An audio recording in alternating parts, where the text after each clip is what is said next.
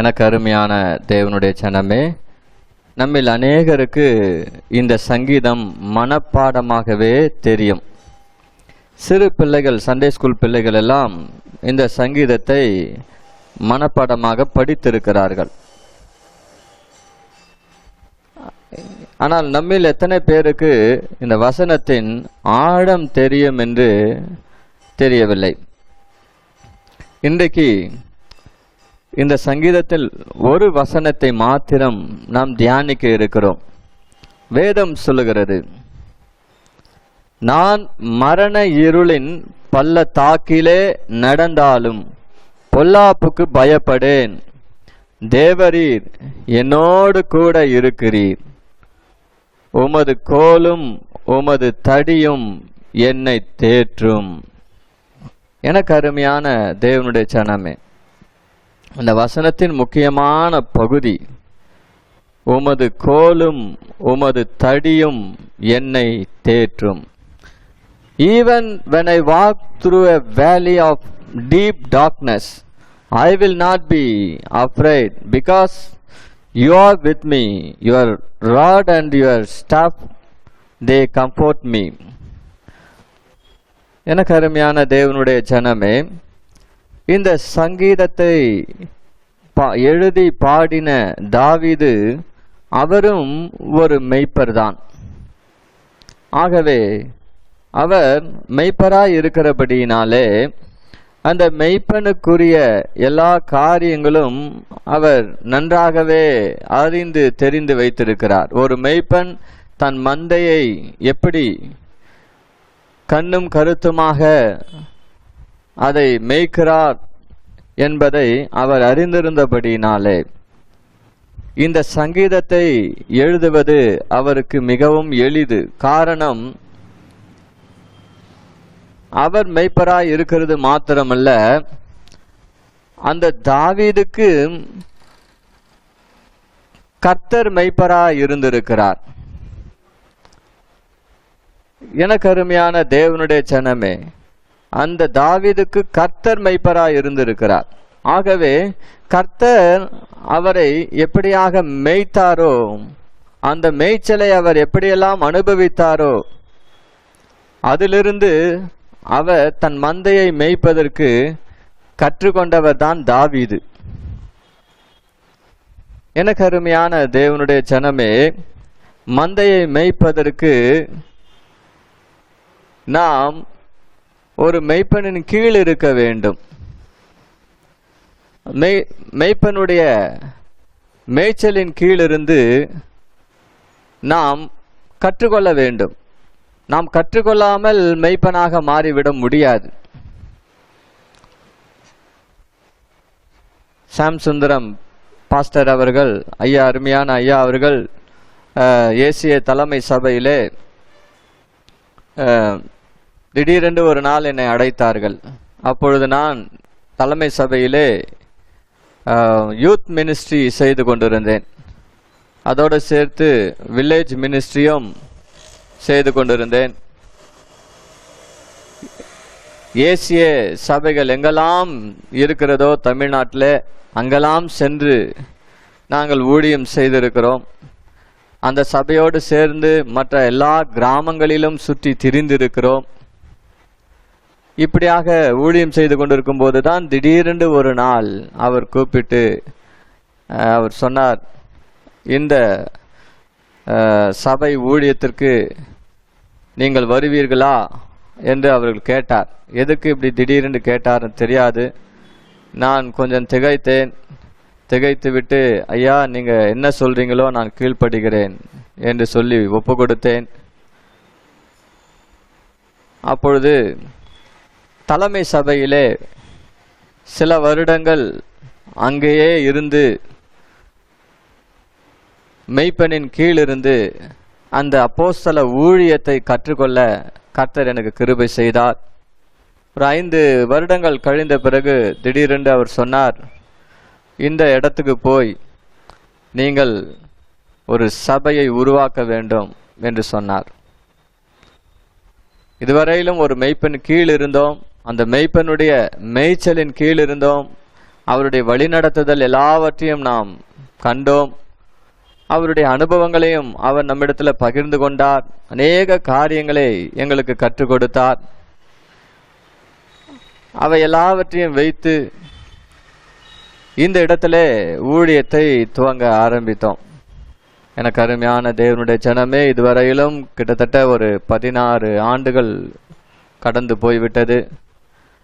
இந்த ஊழியத்தின் பாதையிலே அநேக ஆத்துமாக்கள் கூட்டி சேர்க்கப்பட, ஞானஸ்தானம் எடுக்க கர்த்தர் கிருபை செய்திருக்கிறார். அல்லேலூயா. கவனியுங்கள், எதற்கு நான் இதை சொல்லுகிறேன் என்றால், இந்த வசனத்தை நாம் சரியாய் புரிந்து கொள்ள வேண்டும். சங்கீதக்காரன் சொல்லுகிறான், நான் மரண இருளின் பள்ளத்தாக்கிலே நடந்தாலும் பொல்லாப்புக்கு பயப்படேன். காரணம் என்ன தெரியுங்களா? மரண இருளின் பள்ளத்தாக்கிலே நடந்தாலும் பொல்லாப்புக்கு பயப்படேன் என்று சொல்லிவிட்டு அங்கு மேலும் அவர் சொல்லுகிறார், தேவரீர் என்னோடு கூட இருக்கிறீங்கப்பா, நீங்க என்னோடு கூட இருக்கிறீங்க, உமது கோலும் உம்முடைய தடியும் என்னை தேற்றுகிறது. உமது கோலும் உமது தடியும் என்னை தேற்றுகிறது. கர்த்தர் கூட இருக்கிறாரு, உண்மைதான். ஆனால் அங்கு உண்மையாகவே என்ன நடக்கிறது என்றால், அவருடைய கோலும் அவருடைய தடியும் நம்மை தேற்றுகிறபடியால் நான் எப்பேற்பட்ட மரண இருளின் பள்ளத்தாக்கிலே நடந்தாலும் பொல்லாப்புக்கு பயப்படாமல் இருக்கிறேன். அல்லேலூயா. இன்றைக்கு அநேகர் பொல்லாப்புகளை கண்டு பயந்து விடுகிறார்கள். கிறிஸ்துவ வாழ்க்கையிலே பொல்லாப்புகள் நடக்கும். யார் வாழ்க்கையிலே பொல்லாப்பு நடக்கவில்லை? நல்லவர்கள் வாழ்க்கையிலும் பொல்லாப்புகள் நடக்கிறது, கெட்டவர்கள் வாழ்க்கையிலும் பொல்லாப்பு நடக்குது. இயேசுவை ஏற்றுக்கொண்டாலும் பொல்லாப்பு உண்டு, இயேசுவை ஏற்றுக்கொள்ளாதவர்கள் வாழ்க்கையிலும் பொல்லாப்புகள். ஆனால் வேதம் என்ன சொல்லுகிறது?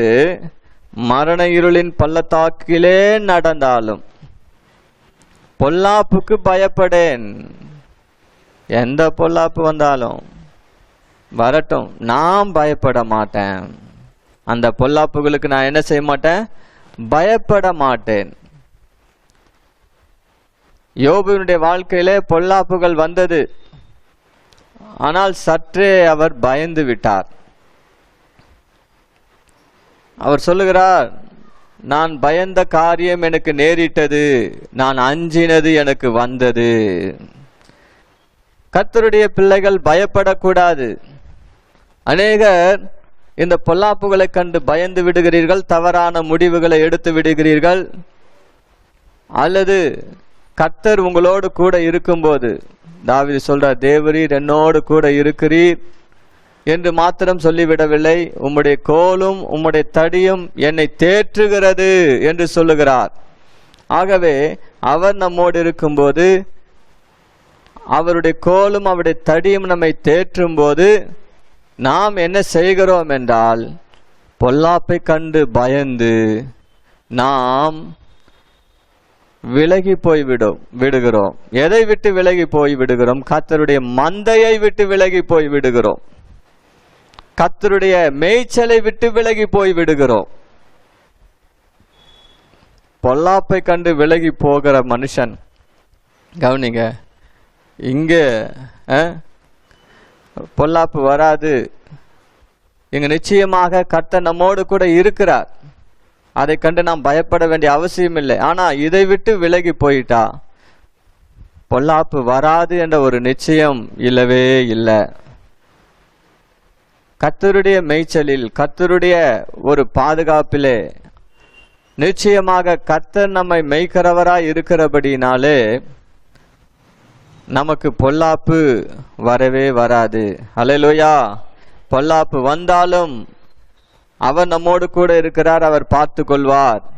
நாம் அதை கண்டு பயப்பட வேண்டிய அவசியம் இல்லை. அல்லேலூயா. எனக்கு அருமையான தேவனுடைய ஜனமே, எபிரேயர்கள் பொதுவாகவே மந்தை மேய்க்கிறவர்கள். அவர்கள் மேய்ப்பர்களாய் இருக்கிறபடினாலே அவர்கள் கையிலே நிச்சயமாக மேய்ப்பர்களுடைய கையெல்லாம் ஒரு கோல் இருக்கும். கோல் இல்லாம அவர்கள் மந்தையை மேய்க்க முடியாது. மந்தையை மேய்க்க வேண்டும் என்றால் மந்தை மேய்க்கிற அந்த ஆயர்களுக்கு, மேய்ப்பர்களுக்கு என்ன வேண்டும்? கோல் வேணும், கையில ஒரு கோல் வேண்டும். ஆகவே எபிரேயர்கள், இஸ்ரவேல் ஜனங்கள் எல்லார் கையிலும் மந்தை மேய்க்கிறவர்கள் கோல் வைத்திருப்பார்கள். அது மாத்திரமல்ல, கோத்திர பிதாக்கள் என்று கோத்திர பிதாக்கள் இருந்தாங்க. 12 கோத்திரங்கள். இந்த 12 கோத்திரங்களிலும் ஒவ்வொரு கோத்திர தலைவனும் ஒரு கோல் வைத்திருப்பான். அதற்கு பெயர் கோத்திர கோல். அதுக்கு பேர் என்ன?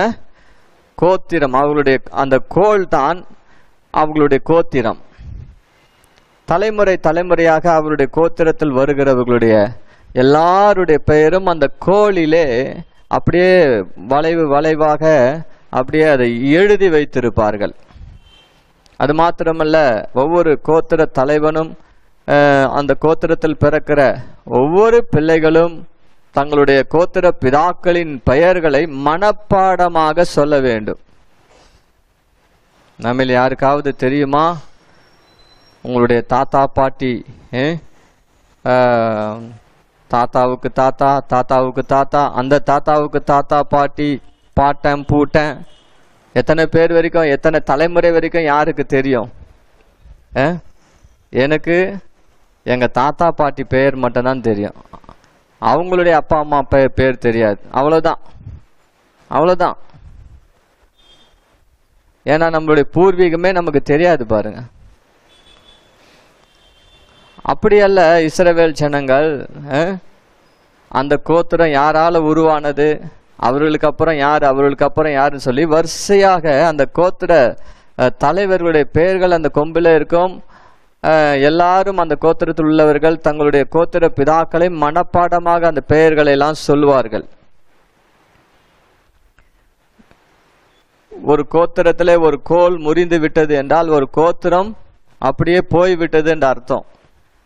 ஒரு கோத்திரத்தை குறிக்கும் வகையிலே பரிசுத்த வேதாகமத்திலே தேவன் கோல் என்று குறிப்பிட்டு சொல்லியிருக்கிறார். கோத்திரத்தை கோல் என்று குறிப்பிட்டு சொல்லியிருக்கிறார். இதுக்கு நான் எதுக்காக சொல்றேன்னா, சில பிப்ளிக்கல் டேர்ம்ஸ் எல்லாம் இருக்கு. கோல் என்று சொல்லும்போது எல்லா இடத்திலும் ஒரே அர்த்தம் வந்து விடாது.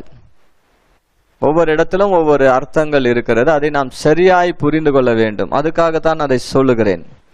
ஆகவே இன்னொரு காரியத்தை நாம் அறிய வேண்டும். ஒவ்வொரு இஸ்ரவேல் ஜனங்கள் ஒவ்வொரு குடும்பத்திலும் அந்த குடும்ப தலைவர்கள் ஒரு கோல் வைத்திருப்பார்கள். குடும்ப தலைவர்கள் தங்களுடைய குடும்பத்தை பாதுகாப்பதற்காக என்ன வைத்திருப்பார்கள்? ஒரு கோல் வைத்திருப்பார்கள். எனக்கு அருமையான தேவனுடைய ஜனமே, இஸ்ரவேல் ஜனங்கள் எகிப்து தேசத்திலே அடிமைகளாய் இருந்தார்கள். பிறகு 400 வருடங்களுக்கு பிறகு அந்த அடிமைத்தனத்திலிருந்து அவர்கள் புறப்படுகிற நாள் வந்தது. அந்த நாளிலே ஆண்டவர் சொல்லுகிறார், நீங்கள் இன்றைக்கு இந்த ராத்திரியில நீங்கள் இந்த இடத்தை விட்டு புறப்பட்டு போகணும். ஆகவே நீங்கள் பஸ்காவை ஆசரிக்க வேண்டும். இந்த பஸ்காவை எப்படி ஆசரிக்க வேண்டும் என்றால் ஆயத்தமான நிலையிலே ஆசரிக்க வேண்டும். உங்க கால்களிலே பாதரட்சி போட்டுக்க வேண்டும், கைகளிலே தடியை பிடித்து கொள்ள வேண்டும். நீங்க என்ன பண்ணும்? அறைகளில் கச்சையை கட்டி கொள்ள வேண்டும். சாதாரணமா வீட்டில் இருக்கிறவங்க அந்த கச்சை கட்ட மாட்டாங்க. எங்கேயாவது வெளியே போனோம்னா தான் காலில் அந்த செருப்பு போடுவாங்க, கச்சையில அறையில கச்சை கட்டுவாங்க, கையில கோல் பிடித்து கொள்வாங்க. கோல் இல்லாம வெளியே போக மாட்டாங்க. எனக்கு அருமையான தேவனுடைய ஜனமே, ஆகவே இது எதை குறிக்கிறதுனா ஆயத்த நிலையை குறிக்கிறது. ஒரு இடத்தை விட்டு இன்னொரு இடத்துக்கு போறாங்க, ஒரு யாத்திரை பயணம் போறாங்க. அதுக்கு தான் இதை யாத்திராகமம்னு வந்தது. யாத்திராகமம் ஏன் பெயர் வந்ததுன்னா, இஸ்ரவேல் ஜனங்கள் எகிப்து தேசத்தை விட்டு அவர்கள் கானானுக்கு யாத்திரை போகிற அந்த நிகழ்ச்சியை தான் யாத்திராகமம் என்று அந்த ஆகமத்துக்கு பெயர் வந்தது. ஆகவே அவர்கள் எப்படி போகணும்னா கையில தடியை பிடித்து கொண்டு ஆயத்தமான ஒரு சூழ்நிலையிலே அவர்கள் இருந்தார்கள். கர்த்தர் புறப்பட்டு போக சொல்லும்போது அவர்கள் புறப்பட்டு வந்தார்கள். ஆகவே ஒரு பிரயாணம் போகும்போது கையிலே கோல் இருக்க வேண்டும்.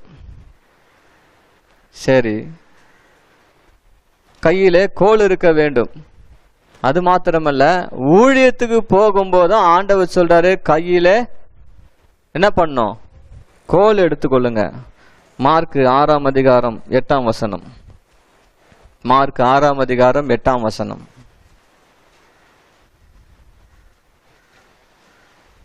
வழிக்கு பையையாகிலும் அப்பத்தையாகிலும் கச்சையில் காசையாகிலும் எடுத்துக்கொண்டு போகாமல் ஒரு தடியை மாத்திரம் எடுத்துக்கொண்டு போக. எடுத்துட்டு போகணுமா?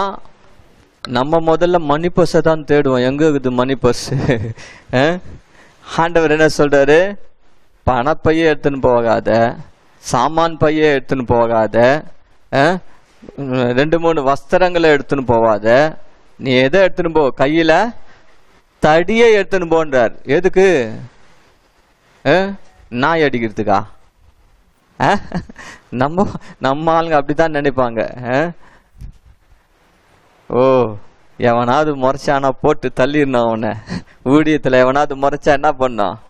தடி இருக்குது. ஆண்டவர் தடியை வச்சுக்க சொன்னாரு, எடுத்து 4 போட்டுடணும். இங்கு எல்லாமே ஆவிக்குரிய அர்த்தம். கவனிங்க, அவர்கள் ஊழியத்துக்கு புறப்பட்டு போகும்போது கூட தடியை எடுத்துக்கொள்ள வேண்டும், ஒரு கோலை எடுத்துக்கொள்ள வேண்டும் ஆண்டவர் சொல்றாரு. அப்படி என்றால் அப்படி என்னதான் இருக்குது அந்த கோல்ல? அப்படி இஸ்ரவேல் ஜனங்களுடைய வாழ்க்கையில இந்த கோல் ஏன் இவ்வளவு முக்கியத்துவம் வாய்ந்ததா இருக்கிறது? இதை நம்ம சிந்திக்கணுமா வேணாவா? கண்டிப்பா நம்ம சிந்திக்கணும். அப்ப ஆவிக்குரிய அர்த்தத்தின்படி இந்த கோல்ன்றது என்ன, இதை நாம் அறிந்து கொள்ள வேண்டும். எனக்கு அருமையான தேவனுடைய ஜனமே, இந்த கோல் எல்லாரிடத்திலும் இருக்காது. யாருக்கிட்ட இருக்கும்னு சொன்ன? மெய்க்கிறவங்க கிட்ட இருக்கும், மெய்ப்பர்கள் கையில இருக்கும், கோத்திர பிதா தலைவன் லீடர் கையில இருக்கும். கோல்ன்றது மெய்ப்பர்கிட்டயும், அப்புறம் ஒரு தலைவன். மோசே கிட்ட ஒரு கோல் இருந்துச்சா இல்லையா? இருந்துச்சு. மோசே கிட்ட இருந்துச்சு. அந்த கோலை தான் ஆண்டவர் என்ன பண்ணாரு? எடுத்து பயன்படுத்தினார். அது அவருடைய கோலா மாத்தினாரு இல்லையா? அது அவருடைய கோலா மாறிச்சு, தேவனுடைய கோலா மாறிச்சு. அந்த கோலை இப்ப எடுத்துட்டு போ, நான் அற்புதங்களை செய்வேன்னு சொன்னாரு. மோசையும் அந்த கோலை எடுத்துட்டு போனார், அற்புதங்கள் நடந்தது. எலிசாவின் வாழ்க்கையிலும் பார்க்கிறோம், அவரும் ஒரு தடி ஒரு கோல் வச்சிருந்தாரு. பாருங்க என்ன நடந்ததுன்னா, சுனேமியாளுடைய மகன் செத்து போயிட்டான். செத்து போயிட்ட பிறகு அவனை உயிரோடு எழுப்புறதுக்காக இந்த வேலைக்காரன் கேயாசி அனுப்புறாரு. அனுப்பும்போது சொல்றாரு, தபார் என் தடியை எடுத்துன்னு போ அப்படின்றாரு. என்ன சொல்றாரு? என் தடியை எடுத்துன்னு போன்றாரு. எதுக்கு அந்த தடியை எடுத்துன்னு போக சொல்றாரு? அவரை தனியா அனுப்புறாரு, ஆனா தடியை எடுத்துன்னு போ அப்படின்றாரு. தடியை எடுத்துன்னு போய் அந்த குழந்தை மேல வெய்யின்றார் இல்லையா? அப்ப அந்த தடியில ஏதோ ஒரு விசேஷம் இருக்குது இல்லையா? பழைய ஏற்பாட்டில் இதெல்லாம் நிழலாக காணப்படுகிறது. ஆனால் இதனுடைய அர்த்தம் என்ன? மெய்ப்பர்கள் கையில இந்த கோல் இருந்தது. இதெல்லாம் என்ன என்று நாம் பார்க்கும்போது, எனக்கு அருமையான தேவனுடைய ஜனமே, இந்த கோல் மெய்ப்பனுடைய கையில இருக்கிறது, ஒரு தலைவன் நடத்துகிற ஒரு லீடர் கையில இருக்கிறது என்று நாம் பார்க்கிறோம். பழைய ஏற்பாட்டிலே ஒரு குடும்ப தலைவன் கையில இருந்தது என்று பார்க்கிறோம், குடும்பத்தை நடத்துகிறபடியினாலே. ஆகவே இந்த நாட்களிலும் கூட கவனிங்கள், இந்த கோல் நம்முடைய வாழ்க்கையிலும் மிகவும் முக்கியத்துவம் வாய்ந்ததா இருக்கிறது. ஊழியத்துக்கு போகிறவர்கள் கையிலும் கோல் இருக்கணும்னு சொல்றாரு இல்லையா? அப்படி என்றால் இந்த கோல்ல என்ன விசேஷம் இருக்கிறது என்பதை நாம் அறிந்து கொள்ள வேண்டும். அதற்கு முன்பாக இந்த கோலை வைத்திருக்கிறவர் அவர் ஒரு மெய்ப்பரா இருக்கிறார். அல்லேலூயா. தாவீதும் தன்னுடைய கையிலே கோல் வைத்திருந்தான். தாவீதும் தன்னுடைய கையில கோல் வைத்திருந்தான். அந்த கோலை வைத்து தன் ஆடுகளை எப்படியெல்லாம் நடத்துவது, மேய்ப்பது, போஷிப்பது, பாதுகாப்பது என்று சொல்லி அவனுக்கு நன்றாக தெரியும். நன்றாக தெரியும். எங்க போனாலும் அந்த தாவீது கோலை விட மாட்டார். ஒரு சம்பவத்தை வாசித்தேன். அவர் இப்போ கோலியாத்தோட சண்டை போட போறாரு. யாரோட சண்டை போட போறாரு? கோலியாத்தோட சண்டை போட போறாரு. எதை எடுத்துன்னு போனாரு? நமக்கு தெரிஞ்சதெல்லாம் கல்லுதான். கல்லும் ஒரு கவனம் எடுத்துன்னு போனாரு. இல்ல, அதோட சேர்த்து ஒன்னு எடுத்துன்னு போனார். என்ன தெரியுமா? கையில தடி எடுத்துன்னு போனார். மெய்ப்பனுடைய கோல் அதுதான். மெய்ப்பன், அவர் மெய்ப்பன். ஆகவே தான் மெய்ப்பன் என்பதற்கு அடையாளமாக கையிலே கோல் எடுத்துன்னு போனாரு. கூடவே கவனும் கல்லும் எடுத்துன்னு போனார். நமக்கு தெரிஞ்சதெல்லாம் கவன் கல்லு தான். ஆனா கையில எடுத்துன்னு போன கோல் தெரியாது. அந்த கோலியாத்து எதை பார்த்தான் தெரியுமா? கல்ல பார்க்கல, அவன் கையில இருந்த கோலை தான் பார்த்தான். அவன் என்னத்தமா கேட்டான்? நான் நாயாடா, நாயை அடிக்கிற மாதிரி இந்த தடியை எடுத்துன்னு வந்திருக்கிற நீ என்ன அடிக்கிறதுக்கு? மெய்ப்பன் கையில கோலை வச்சிருந்தாலும் கவனிங்க, கோலை வச்சு அடிக்கல, கல்லை வச்சுதான் அடிச்சாரு. கோலியாத்து விழுந்தது கவனிங்க. எனக்கு அருமையான தேவனுடைய ஜனமே, எதுக்காக சொல்றேன்னா, மெய்ப்பன் என்பதற்கு அடையாளமாக கையில என்ன இருந்தது? கோல் இருந்தது. அதைத்தான் நான் முக்கியப்படுத்துகிறேன். இன்றைக்கும் நம்முடைய மெய்ப்பர் யார் என்று கேட்டால் நம் ஆண்டவராகிய இயேசு கிறிஸ்து. அல்லேலூயா, அல்லேலூயா சொல்லுங்களேன் சத்தமா. எனக்கு அருமையான தேவனுடைய ஜனமே, நம்முடைய மெய்ப்பர் அவர் ஒரு நல்ல மெய்ப்பர். யோவான் 10:11 சொல்லுகிறது, நானே நல்ல மெய்ப்பன். நல்ல மெய்ப்பன் தன் ஆடுகளுக்காக ஜீவனை கொடுக்கிறான். ஜீவனை கொடுத்த ஒரு நல்ல மெய்ப்பர் நமக்கு இருக்கிறார். அல்லேலூயா, அல்லேலூயா. அது மாத்திரமல்ல, எபிரேயர் 13:20 அவர் பெரிய மெய்ப்பர். இந்த உலகத்தில் நிறைய மெய்ப்பர்கள் இருக்கிறாங்க. இருந்தாலும் அவர் யாரு? அவர் தான் பெரிய மெய்ப்பர். 1 பேதுரு 5:4 சொல்லுகிறது. 1 பேதுரு 5:4 அவர் பிரதான மெய்ப்பர். அவர் தான் பிரதான மெய்ப்பர்.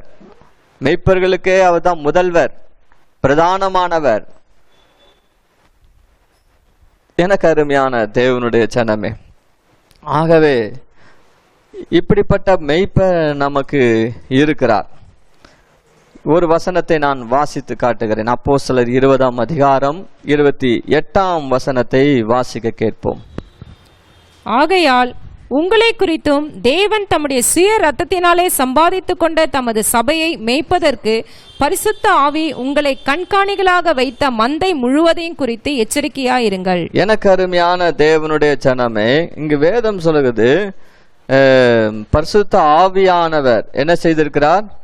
உங்களை கண்காணிகளாக வைத்த மந்தை முழுவதையும் குறித்து எச்சரிக்கையாருங்கள். தமது சபையை மேய்ப்பதற்கு பரிசுத்த ஆவி என்ன செய்திருக்கிறார்? உங்களை கண்காணிகளாக வைத்த மந்தை முழுவதையும் குறித்து எச்சரிக்கையாயிருங்கள் என்று சொல்லி அந்த மந்தை மெய்ப்பர்களுக்கு பரிசுத்த ஆவியானவர் சொல்லி இருக்கிறார். கவனிங்கள்.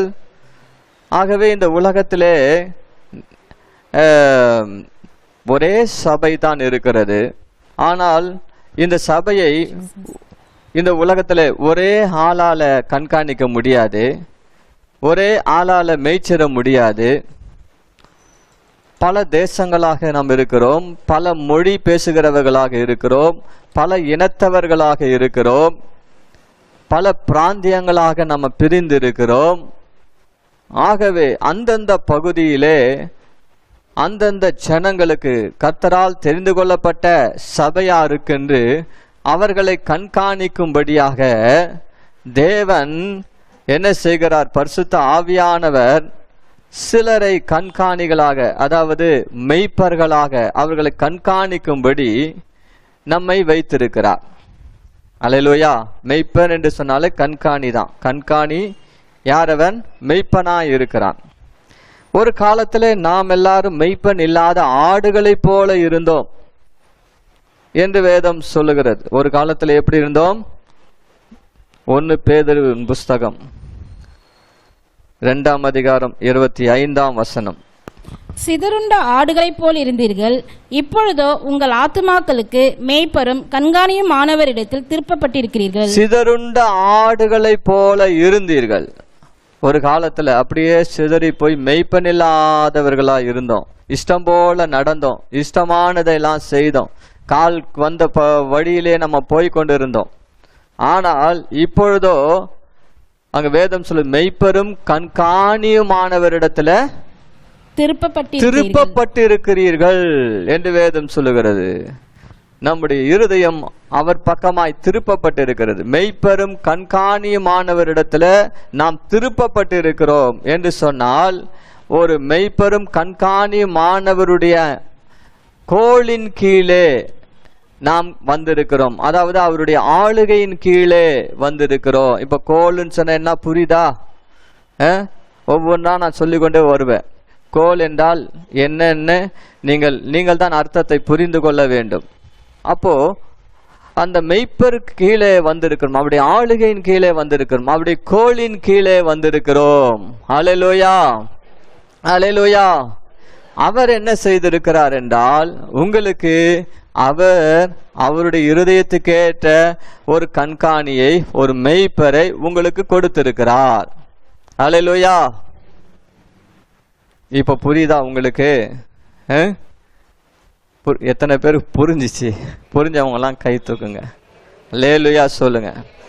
சரி, இப்போ நான் உங்களுக்கு கண்காணியாய் மெய்ப்பராய் தேவன் என்னை வைத்திருப்பார் என்றால், என்னுடைய கையில என்ன இருக்கணும்? என்ன இருக்கணும்? கோல் இருக்கணும். கையில கோல் இருக்குதா? கையில கோல் இருக்குதா? சில பேர் இருக்குதுன்றீங்க, இல்லைன்றீங்க. சில பேருக்கு புரியல, பரவாயில்லை.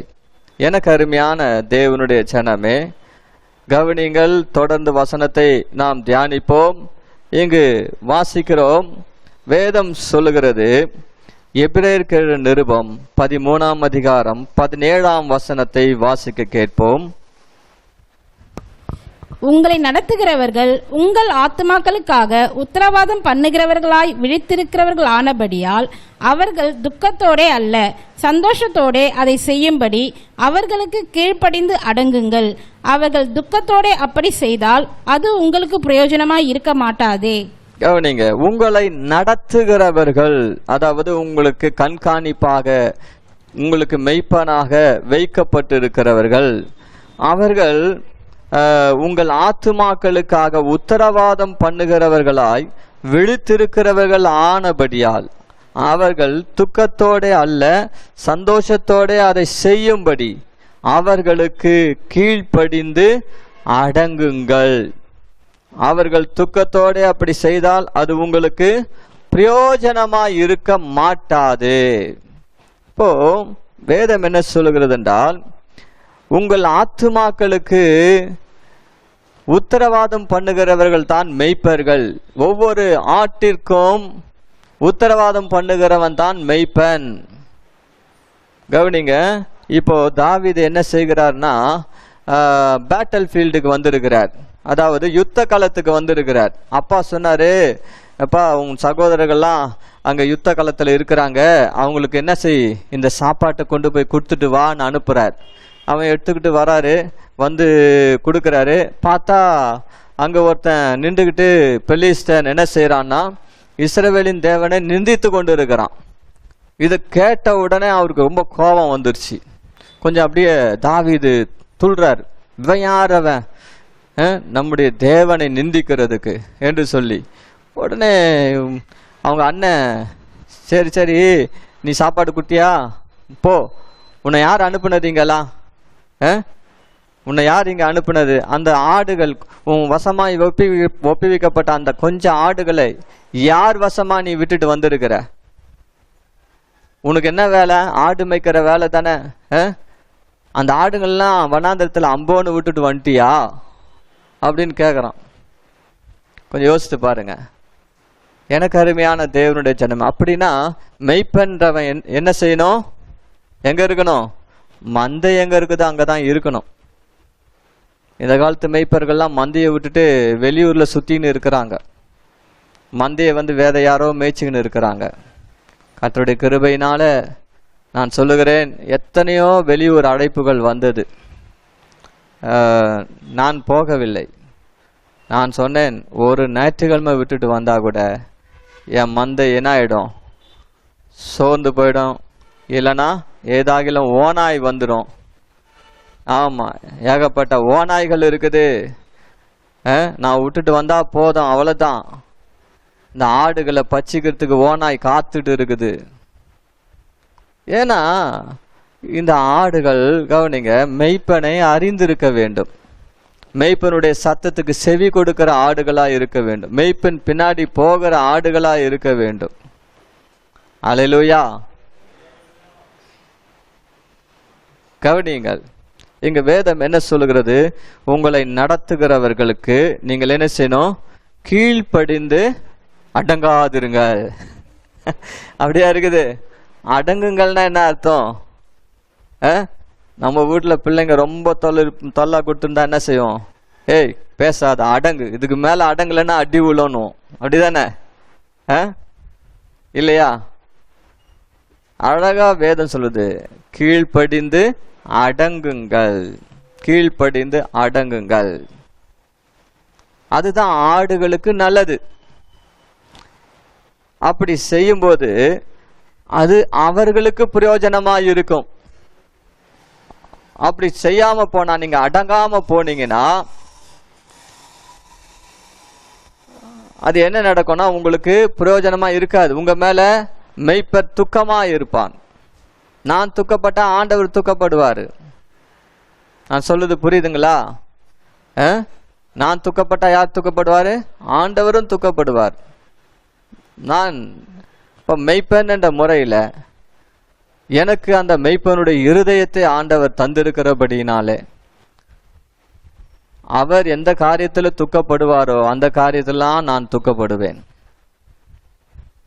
ஏனென்றால் என்னுடைய இருதயம் அவருடைய இருதயத்தோடு இணைந்திருக்கிறது. ஒரு மெய்ப்பனை பரிசுத்த ஆவியானவர் தான் தெரிந்து கொண்டிருக்கிறார். ஒரு மெய்ப்பனுடைய இருதயம் பிரதான மெய்ப்பனுடைய இருதயத்தோடு இணைந்திருக்கிறது என்பதை நீங்கள் அறிந்து கொள்ள வேண்டும். எனக்கு அருமையான தேவனுடைய ஜனமே, ஆகவே உங்களை நடத்துகிறவர்களுக்கு நீங்கள் சந்தோஷத்தோட கீழ்ப்படிந்து அடங்குங்கள். துக்கத்தோட அல்ல, சந்தோஷத்தோட.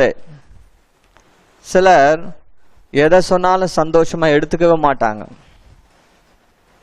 எதை சொன்னாலும் சந்தோஷமா எடுத்துக்க மாட்டாங்க, கீழ்ப்படிய மாட்டாங்க, அடங்க மாட்டாங்க. நம்ம கிடையாதுப்பா, வேற சபையில சொல்றேன், நம்மலாம் அப்படி கிடையாது. அல்லேலூயா. எனக்கு அருமையான தேவனுடைய ஜனமே, கர்த்தர் நல்லவராய் இருக்கிறார். ஆமென். அல்லேலூயா. இங்க நாம் என்ன பார்க்கிறோம்? இந்த கோல். இப்ப சங்கீத பகுதியை நாம் திருப்பிக் கொள்வோம். சங்கீதம் 23:4 மறுபடியும் வாசிக்க கேட்போம். நான் மரண இருளின் பள்ளத்தாக்கிலே நடந்தாலும் பொல்லாப்புக்கு பயப்படேன். தேவரீர் என்னோட கூட இருக்கிறீர். உமது கோலும் உமது தடியும் என்னை தேற்றும். உமது கோலும் உமது தடியும் என்னை தேற்றும். ஒரு மெய்ப்பன் தன் மந்தையை மேய்த்து கொண்டு போகிறார். போகும்போது அவருடைய கையில் இருக்கிற அந்த கோல் அது என்ன செய்கிறது என்றால், அந்த ஆடுகளை அது வழி காட்டுகிறது. அது போக வேண்டிய வழியை அது காட்டுகிறது. Guiding rod. அந்த கோல் எப்படிப்பட்ட கோல்? வழிகாட்டும் கோலாய் இருக்கிறது. வழிகாட்டும் கோல். மெய்ப்பனுடைய கையிலே ஆண்டவர் கொடுத்திருக்கிற கோல் மந்தைக்கு வழிகாட்டும்படியாக அந்த கோல் கொடுக்கப்பட்டிருக்கிறது. அந்த கோல் மந்தைக்காக வழியை திறக்கிற கோலாய் இருக்கிறது. இஸ்ரவேல் ஜனங்கள்லாம் எகிப்தை விட்டு புறப்பட்டு வந்துட்டாங்க. இப்போது என்ன இருக்குது? செங்கடல் எதிரில் இருக்கிறது. பின்னாடி பார்வோனுடைய படை வந்து கொண்டிருக்கிறது, என்ன செய்வதென்று தெரியல. சபை மந்தை தத்தளித்து கொண்டிருக்கிறது. அப்பொழுது மெய்ப்பன் ஜெபிக்கிறார். கர்த்தர் சொல்றாரு, உன் கையில் இருக்கிற கோலை நீட்டு, கையில் இருக்கிற கோலை அந்த செங்கடலுக்கு மேல நீட்டுன்றார். நீட்டின உடனே அங்க வழி திறக்கப்படுகிறது. மெய்ப்பன் கையில ஏன் கோலை கொடுத்திருக்கிறார்னா, மந்தைக்கு வழி காட்டும்படியாக. வழி இல்லாத இடத்திலும் அந்த கோலை வைத்து வழியை உண்டாக்க முடியும். அல்லேலூயா. எனக்கு அருமையான தேவனுடைய ஜனமே, அந்த கோல் உங்களுக்கு வழிகாட்டும்படியாக தேவன் கொடுத்திருக்கிறார். காரணம் என்னவென்றால், இந்த ஆடுகளுக்கு எந்த வழியில போகணும்னு சரியாய் தெரியாது. ஏனென்றால் மெய்ப்பனுக்கு இருக்கக்கூடிய அந்த நாலேஜ் ஆடுகளுக்கு இருக்காது. ஆகவே இந்த புதிதாய் நிறைய ஆடுகள் பறந்து கொண்டே இருக்கும். சில ஆடுகள் இங்கும் அங்குமாக அப்படியே வழி விலகி போகும். ஆனால் இந்த ஆடுகளையெல்லாம் மெய்ப்பன் அந்த கோல் வைத்து தான் என்ன செய்வாரு, அப்படியே வழி காட்டுவார், மெய்ப்பார். அந்த கோல் வழிகாட்டுகிற ஒரு கோலாய் இருக்கிறது. கலாத்தியர் 2:4 சொல்லுகிறது. கலாத்தியர் 2:4 வாசிப்போம் வேகமாக. கிறிஸ்து இயேசுவுக்குள் நமக்கு உண்டான சுயாதீனத்தை உளவு பார்த்து நம்மை நியாயப்பிரமாணத்திற்கு அடிமைகள் ஆக்கும் பொருட்டாக பக்க வழியாய் நுழைந்த கள்ள சகோதரர் நிமித்தம் அப்படி ஆயிற்று. சிலர் பக்க வழியாய் நுழைந்து இந்த மந்தையை அவர்கள் என்ன செய்யறாங்க, தன் பக்கமாய் ஓட்டிக்கொள்ள அவர்கள் பிரயாசப்படுறாங்க. பக்க வழியாய் நுழைகிறாங்க. நேர் வழி ஒன்று இருக்குது. என்ன வழி இருக்குது? ப்ராப்பர் சேனல், நேர் வழின்னு ஒன்று இருக்கிறது. மந்தை மேய்ப்பதற்கு நேர் வழியாய் வர வேண்டும். பரிசுத்த ஆவியினால் நியமிக்கப்பட வேண்டும். கவனிங்கள் எனக்கு அருமையான தேவனுடைய ஜனமே, அந்த மெய்ப்பனுடைய கையிலே ஒரு கோல் கொடுக்கப்பட வேண்டும். இப்படிப்பட்டவன் தான் மெய்ப்பன். இப்பொழுது வேதம் சொல்லுகிறது, சிலர், அதாவது அங்கு கள்ள சகோதரர் என்று எழுதப்பட்டிருக்கு. அவங்களும் சகோதரர் தான், இருந்தாலும் கள்ள சகோதரரா. நான் எதுக்காக சொல்லுகிறேன்னா, அதாவது பவுலும் சொல்லுகிறார், மந்தையை குறித்து அவர் கவலைப்படுறார். நான் போன பிறகு இந்த மந்தையை தப்ப விடாத கொடிய ஓநாய்க்கள் வரும், ஆகவே எச்சரிக்கையா இருங்கள் என்று சொல்லுகிறார். ஏன்னா மந்தையின் மீது மெய்ப்பொருளுக்கு எப்போதுமே ஒரு கவலை இருந்துகிட்டே இருக்கும். பாருங்க, இங்கு வேதம் சொல்லுது, கள்ள சகோதரர்கள் எப்படி நுழையிறாங்களாம்?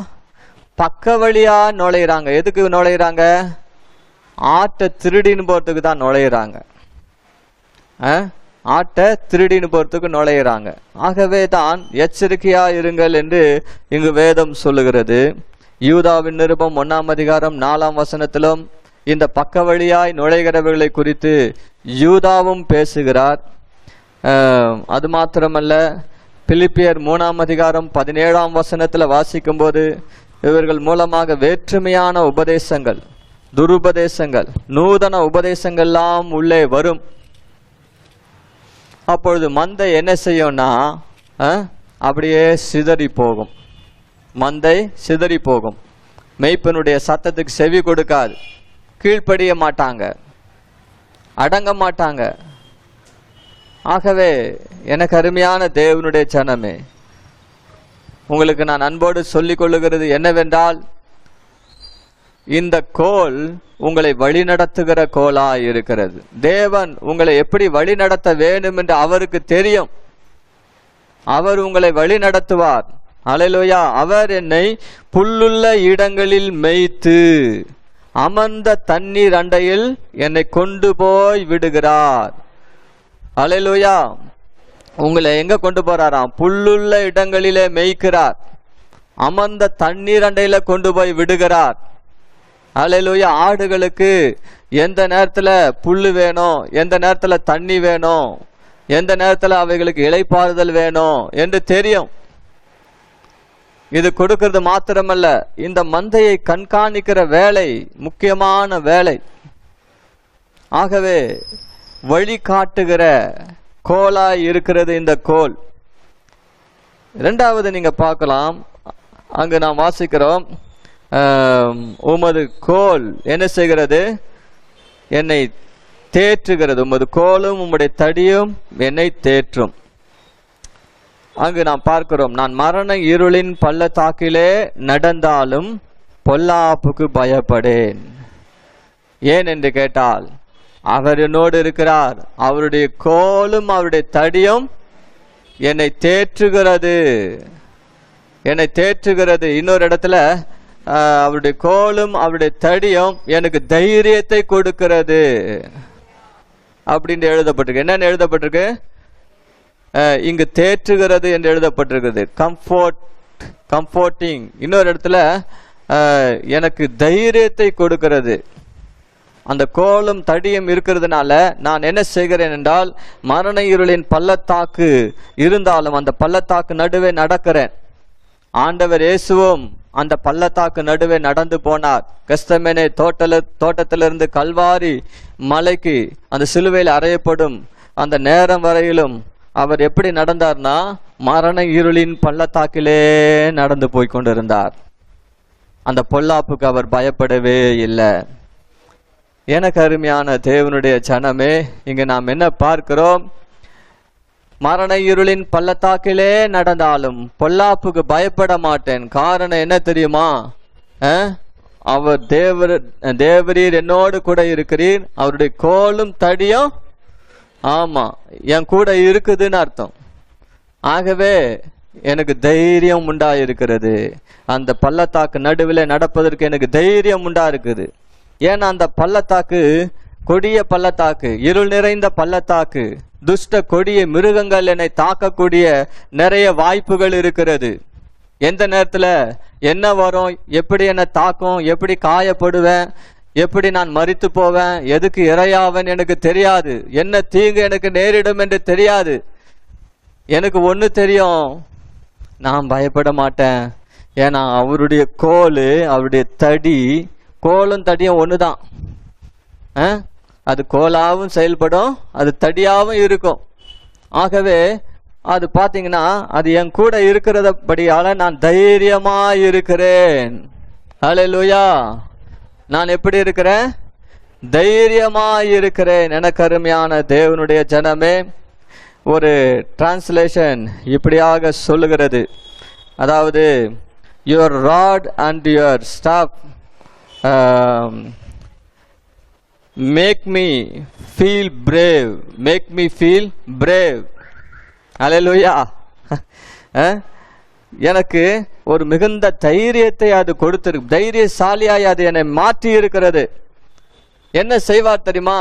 ஏதாகிலும் என்னை தாக்க வந்தால் உடனே அந்த மெய்ப்பன் அந்த கோலை வைத்து என்ன செய்வாரு? அதோட அடிப்பார், சண்டை போடுவார். தாவீதின் வாழ்க்கையில் அப்படிதான். ஒரு முறை என்ன வந்தது? ஒரு சிங்கம் வந்தது. ஒரு முறை ஒரு கரடி வந்தது.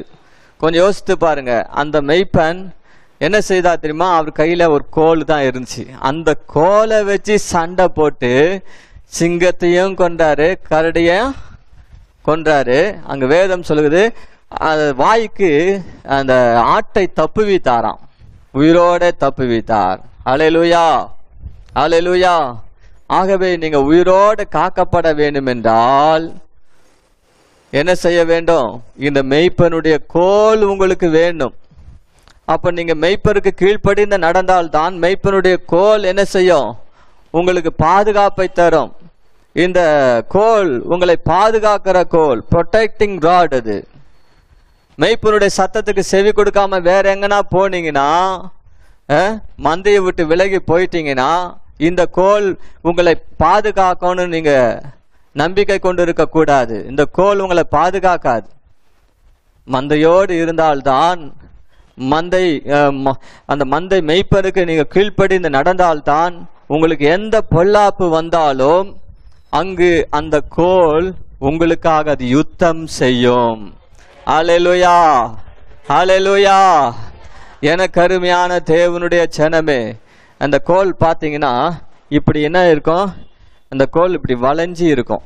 மெய்ப்பனுடைய கையில் இருக்கிற கோல் மேல் பகுதி எப்படி இருக்கும்? இப்படி வளைஞ்சி இருக்கும். மேல் பகுதி வளைந்து இருக்கும். அந்த அந்த கோல் ரொம்ப ஸ்ட்ராங்கா இருக்கும்.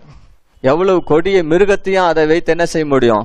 அடிக்க முடியும். அந்த வளைவான பகுதி இருக்குதே, அந்த வளைவான பகுதி நல்லா அப்படி வளைஞ்சு இருக்கும். அது முக்கியமா அது எதுக்கு பயன்படுது அப்படின்னா, எந்த ஒரு மிருகமும் அதை காடுகளை தாக்க வரும்போது அந்த கோலை வச்சு என்ன பண்ணுவாங்க, அது கழுத்தை அப்படியே பிடிப்பாங்க.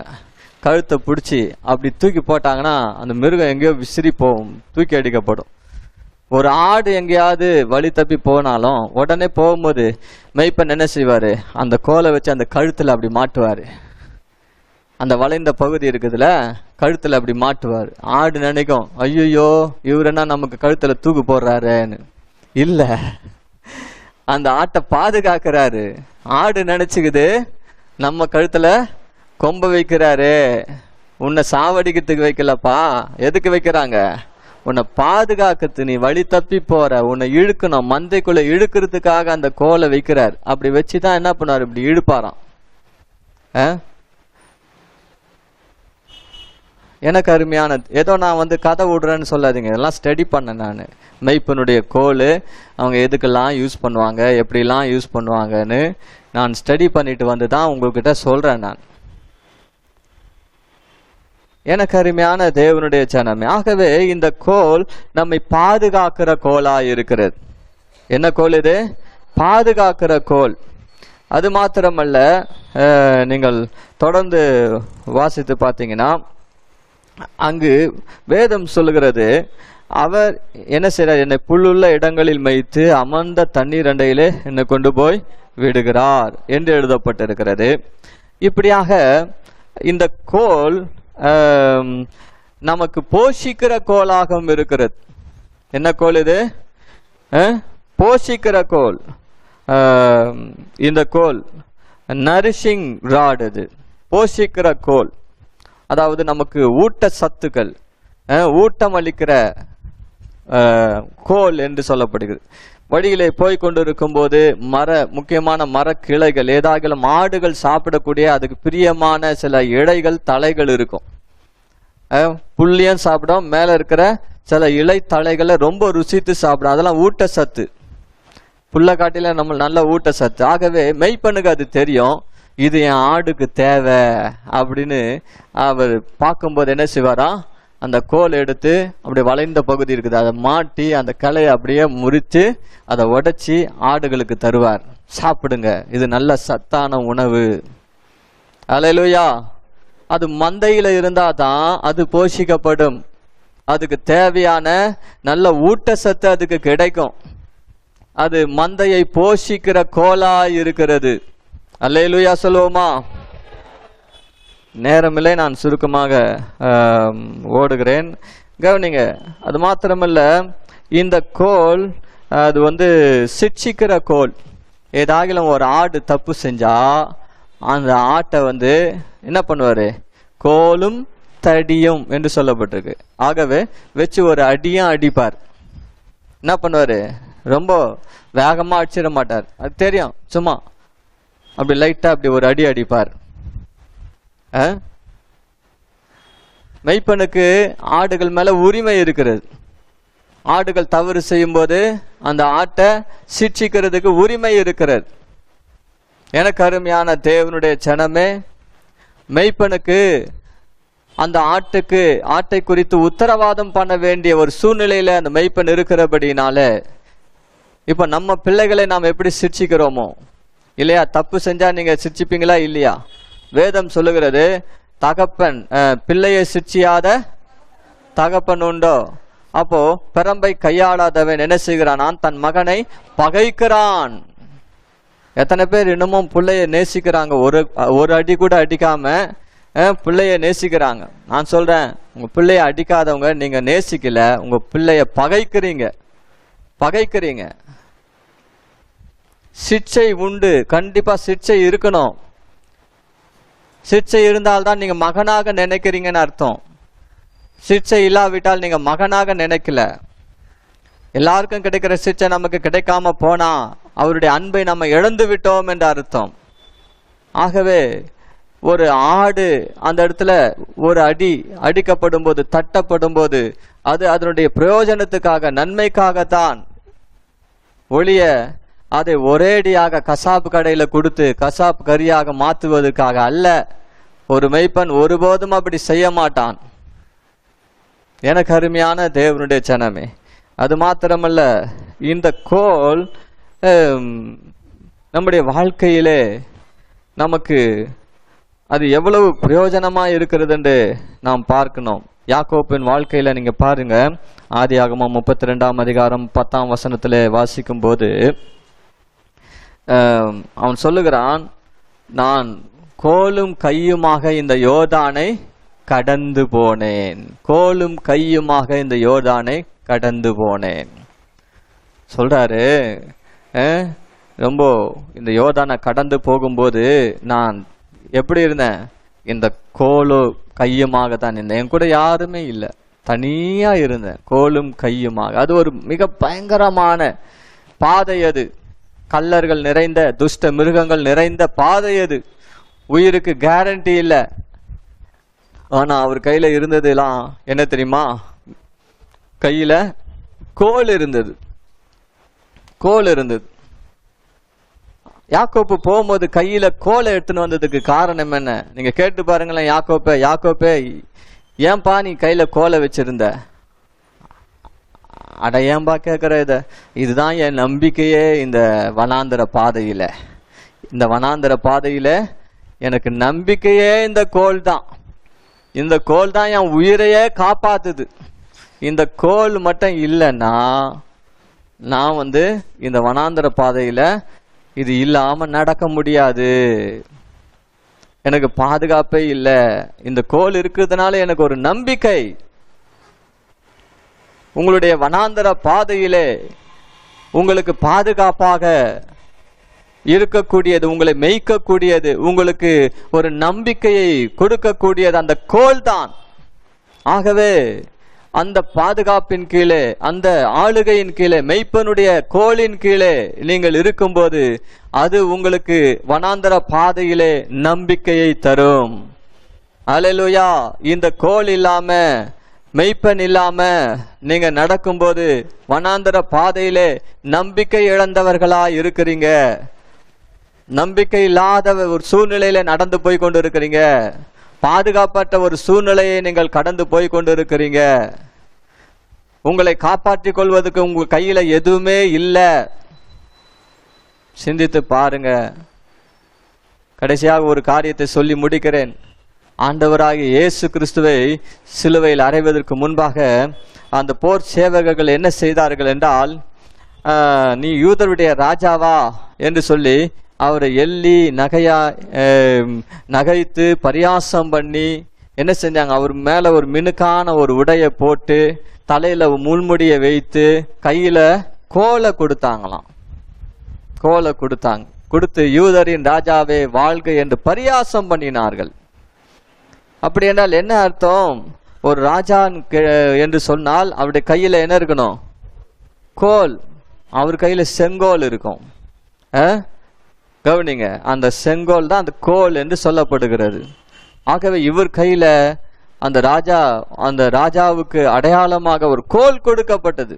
அப்படி என்றால் அந்த கோலினுடைய அர்த்தம் என்ன என்றால், ராஜா கையில கோல் இருக்குமானால் அது அதிகாரத்தையும் வல்லமையும் குறிக்கிறது. அதிகாரம்,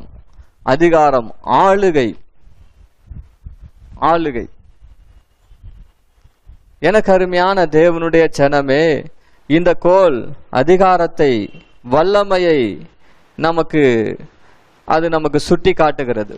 அப்படி என்றால் ஒரு மெய்ப்பனுக்கு ஆடுகள் மேல எல்லா விதமான அதிகாரமும் உண்டு. என்ன உண்டு? அதிகாரம் உண்டு. நீங்க எல்லாம் எனக்கு சொல்லக்கூடாது, எனக்கு இஷ்டம் வந்தா நான் செய்வேன், இஷ்டம் வந்தா வருவேன், இஷ்டம் வந்தா போவேன். அந்த மாதிரி இருக்கக்கூடாது. ஒரு மந்தையின் ஆடுகள் என்ன செய்யணும்? அந்த மெய்ப்பனின் அதிகாரத்துக்கு கீழ்ப்படிய வேண்டும், தன்னை ஒப்பு கொடுக்க வேண்டும். அப்படி செய்யும் போது நிச்சயமாகவே அந்த ஆட்டிற்கு அது ஆசீர்வாதமாய் காணப்படும். அல்லேலூயா, அல்லேலூயா. எனக்கு அருமையான தேவனுடைய ஜனமே, நம் கண்களை மூடுவோமா? ஸ்தோத்திரம், ஸ்தோத்திரம், ஸ்தோத்திரம். இன்னும் சொல்வதற்கு ஒரு சில குறிப்புகள் இருந்தாலும் இது போதும் என்று நான் நினைக்கிறேன். இதை நாம் எடுத்துக்கொள்வோம். இந்த நாளிலும் நீங்கள் ஆண்டவர் உங்களுக்கு கண்காணியும் ஒரு மெய்ப்பெருமாய் இருக்கிறார்.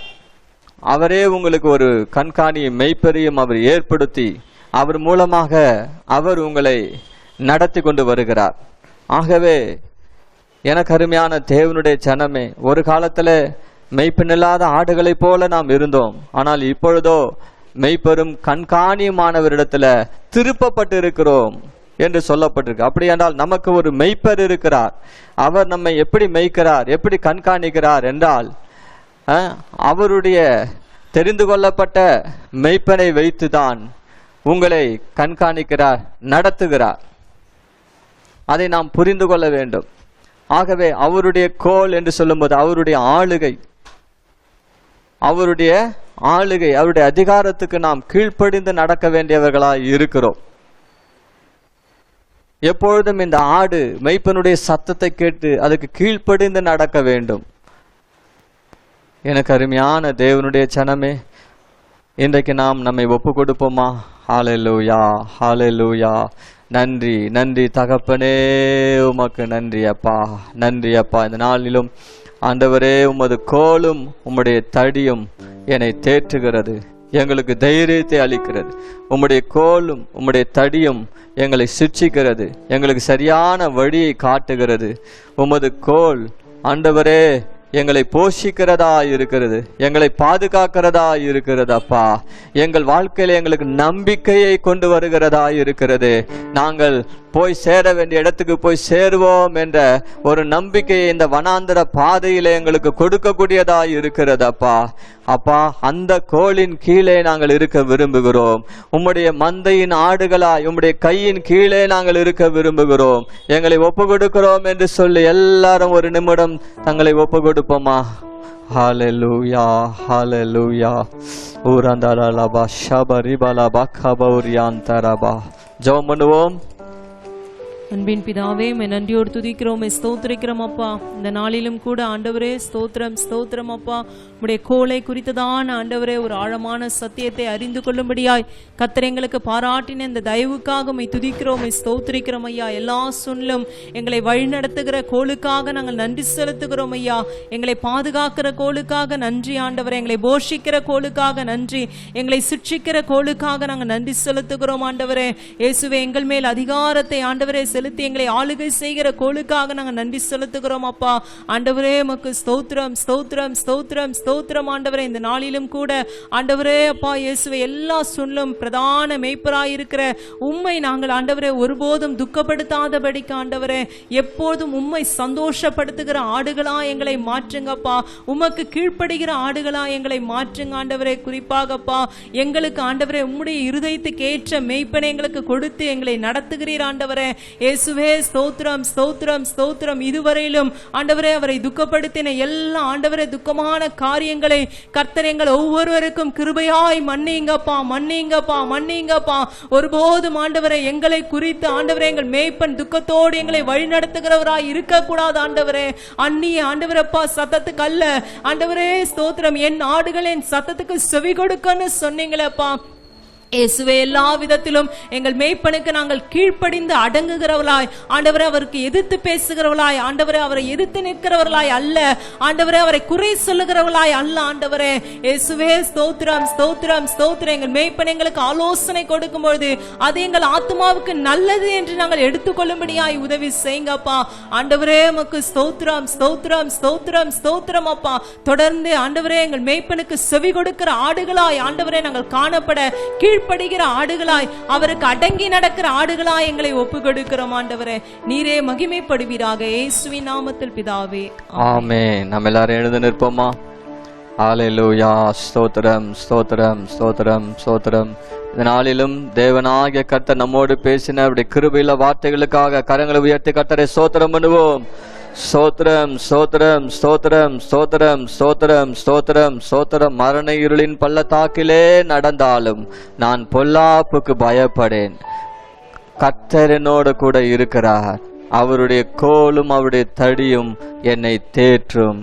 ஹல்லேலூயா. ஸ்தோத்திரம். இந்த வசனத்துக்காக கரங்களை உயர்த்தி கர்த்தரை ஸ்தோத்திரம் பண்ணுவோம். ஸ்தோத்திரம் ஸ்தோத்திரம் ஸ்தோத்திரம் ஸ்தோத்திரம். பிதாவாகிய தேவனை ஸ்தோத்திரம் பண்ணுவோம். ஸ்தோத்திரம் ஸ்தோத்திரம் ஸ்தோத்திரம். கர்த்தராகிய இயேசு கிறிஸ்துவை ஸ்தோத்திரம் பண்ணுவோம். ஸ்தோத்திரம் ஸ்தோத்திரம் ஸ்தோத்திரம். பரிசுத்த ஆவியாகிய தேவனை ஸ்தோத்திரம் பண்ணுவோம். ஸ்தோத்திரம் ஸ்தோத்திரம் ஸ்தோத்திரம் ஸ்தோத்திரம் ஸ்தோத்திரம் ஸ்தோத்திரம்.